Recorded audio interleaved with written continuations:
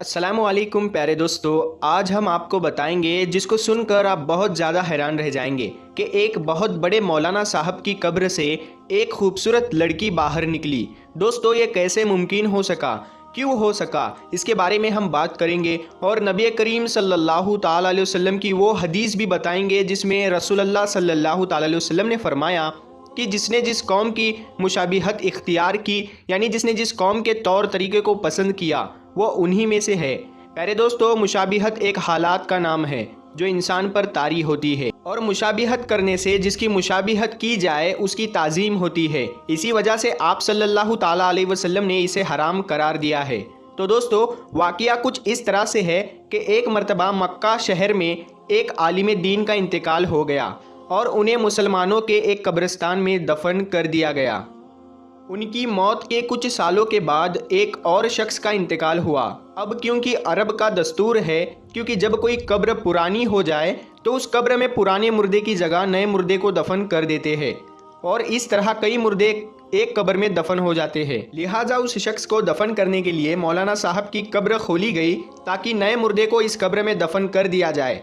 लेकिन प्यारे दोस्तों, कब्र खोलते ही एक अजीबोगरीब मंजर सामने था, क्योंकि कब्र में आलिम साहब की लाश की बजाय एक निहायत ही खूबसूरत लड़की मौजूद थी। उस हसीन और खूबसूरत लड़की की मैयत मौजूद थी, लाश थी, और वो लड़की किसी यूरोपियन मुल्क जैसे अमेरिका, फ्रांस वगैरह की मालूम होती थी।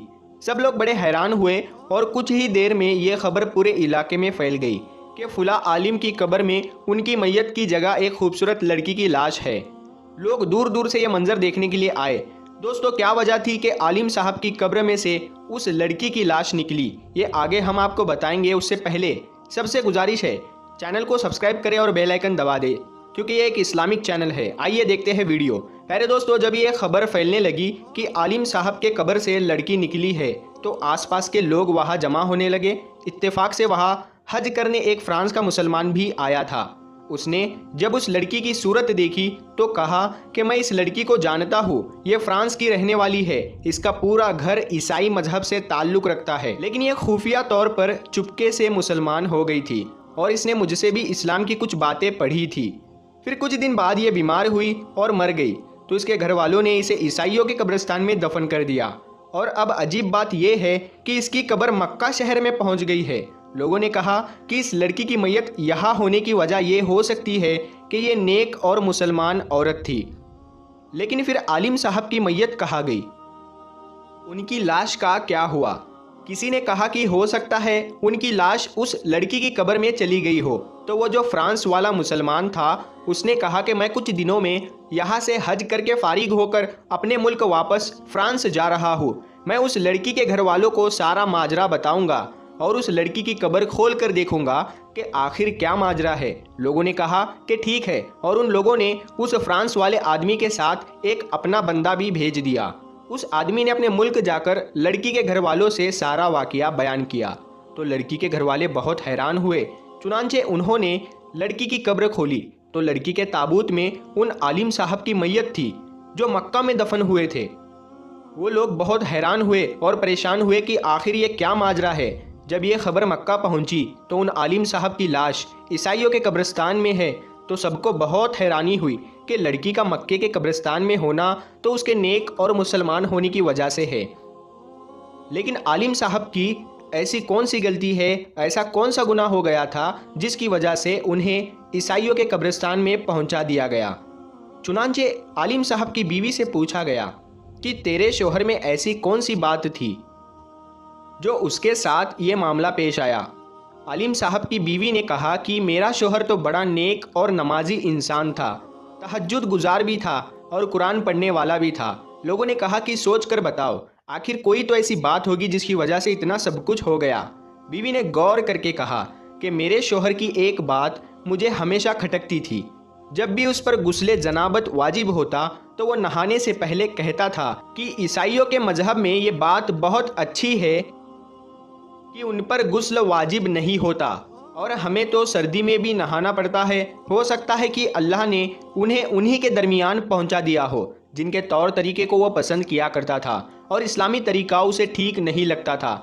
दोस्तों, हो सकता है कि इस वाक़ये से आप इत्तेफाक ना करें, لیکن ہم سب کے پیارے آقا حضرت محمد مصطفیٰ صلی اللہ تعالیٰ علیہ وسلم کی حدیث سے کون انکار کرے گا کہ آپ صلی اللہ تعالیٰ علیہ وسلم فرماتے ہیں کہ جو شخص جس قوم سے محبت کرتا ہے وہ اسی کے ساتھ جائے گا۔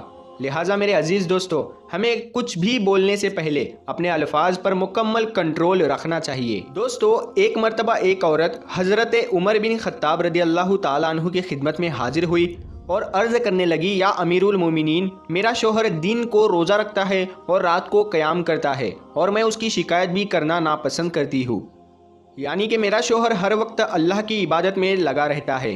تو یہ سن کر حضرت عمر فاروق رضی اللہ تعالیٰ عنہ بہت خوش ہوئے اور کہنے لگے کہ اے عورت، یہ تو بہت اچھی بات ہے، تمہارا شوہر تو بڑا نیک اور پرہیزگار ہے، تمہارا شوہر تو بہت اچھا ہے۔ یہ سن کر اس عورت نے عرض کیا، یا امیر المومنین، میرا شوہر دن میں روزہ رکھتا ہے اور رات کو اللہ کی عبادت کرتا ہے اور میں اس کی شکایت بھی کرنا پسند نہیں کرتی ہوں۔ اس طرح سے اس عورت نے 3 بار دہرایا اور تینوں ہی بار حضرت عمر رضی اللہ تعالیٰ عنہ نے یہی جواب دیا۔ دوستو، وہیں پر حضرت کعب رضی اللہ تعالیٰ عنہ بھی موجود تھے۔ جب انہوں نے اس عورت سے یہ باتیں سنی تو کہنے لگے، یا امیر المومنین، یہ عورت اپنے شوہر کی شکایت آپ سے کر رہی ہے، یہ کہہ رہی ہے کہ اس کا شوہر ہر وقت اللہ کی عبادت میں لگا رہتا ہے، وہ اس کو وقت نہیں دے پاتا، اس کا شوہر اس کے ساتھ ہم بستر نہیں ہوتا ہے۔ دوستو، یہ سن کر حضرت عمر بن خطاب رضی اللہ تعالیٰ عنہ نے فرمایا، اے کعب، تم نے اس بات کو سمجھا ہے، ویسے ہی اب تم ہی اس بات کا فیصلہ کر دو۔ اس کے بعد دوستو، حضرت کعب رضی اللہ تعالیٰ عنہ نے اس عورت کے شوہر کو اپنے پاس بلایا۔ اس کا شوہر جب حاضر ہوا تو حضرت کعب رضی اللہ تعالیٰ عنہ کہنے لگے، اے شخص، تمہاری بیوی تمہاری شکایت کرتی ہے۔ یہ سن کر اس عورت کے شوہر نے کہا کہ کس چیز کی شکایت کر رہی ہے، کھانے کے بارے میں یا پھر پینے کے بارے میں؟ تو یہ سن کر حضرت کعب رضی اللہ تعالیٰ عنہ نے فرمایا، اے شخص، یہ عورت کھانے پینے کی شکایت نہیں کر رہی ہے، بات کچھ اور ہے۔ اس کے بعد دوستو، اس کی بیوی نے کچھ آثار پڑھنے شروع کیے۔ اس کا مطلب یہ ہوتا ہے کہ اے قاضی، ان کی دانش بڑی پختہ ہے، میرے دوست کو اس کی مسجد نے میرے بستر سے غافل کیا ہے، اس کی عبادت نے میرے پہلو میں سونے کی دلچسپی کو ختم کر دیا ہے۔